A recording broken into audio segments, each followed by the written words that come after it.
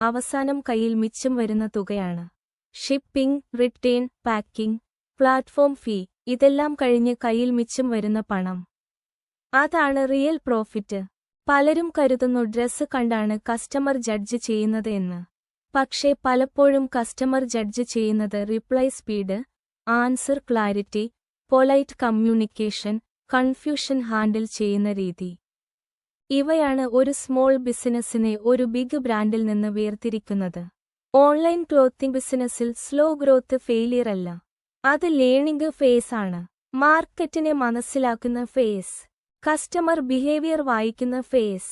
ഈ face skip ചെയ്യാൻ ശ്രമിച്ചാൽ ലേറ്റർ സ്റ്റേജിൽ നഷ്ടം വലുതാകും.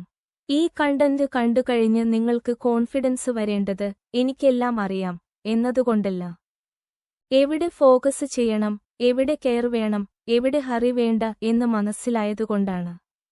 അതാണ് സേഫ് കോൺഫിഡൻസ്.